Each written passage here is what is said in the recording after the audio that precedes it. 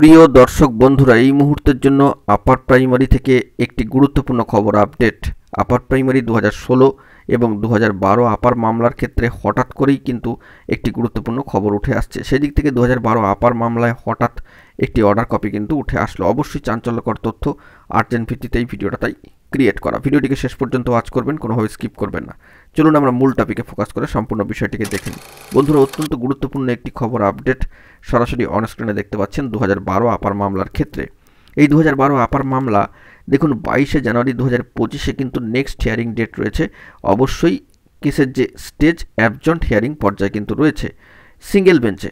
তো সেই দিক থেকে দাঁড়িয়ে এই মামলায় অর্থাৎ 22শে জানুয়ারি 2025-এ এই মামলার যে নেক্সট হিয়ারিং ডেট রয়েছে, বিগত দিনের যে হিয়ারিং অর্ডার কপি তা কার্যত কিন্তু উঠে এসেছে এবং 8/1/2025-এর ডেডলাইনে দাঁড়িয়ে যে অর্ডার কপি চলে এসেছে অনারেবল জাস্টিস সম্মানীয় বিচারপতি রায় চট্টোপাধ্যায় মহাশয় সিঙ্গেল বেঞ্চের তরফ থেকে, সেই 8/1/2025-এর অর্ডার কপি অনুযায়ী একটি অত্যন্ত গুরুত্বপূর্ণ বিষয় যে দেখুন যে parties are represented on behalf of the respondent SSC অর্থাৎ West Bengal central school service commission extension of time for filing reply to the supplementary affidavit filled by the petitioner has been sought for.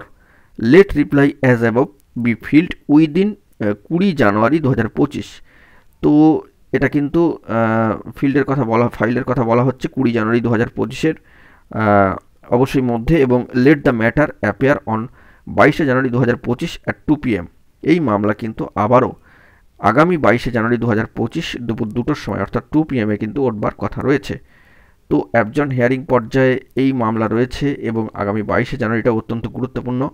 তো সেই দিক থেকে দাঁড়িয়ে প্রায় deadline কিন্তু চলে আসলো। আমরা কোর্টের সাইডে ফোকাস রাখছি। এই মুহূর্তে দাঁড়িয়ে 8/1/2025-এর যে অর্ডার কপি উঠে আসলো তা কিন্তু তুলে ধরলাম। পরবর্তী ক্ষেত্রে কী তথ্য উঠে আসে সবটাই আমরা ফোকাস রাখছি। জরুরি খবর পেলে তৎক্ষণাৎ তুলে ধরবো। এখন এটুকুই। সকলে ভালো থাকবেন, চ্যানেলটিকে সাবস্ক্রাইব করে সঙ্গে থাকবেন। ধন্যবাদ।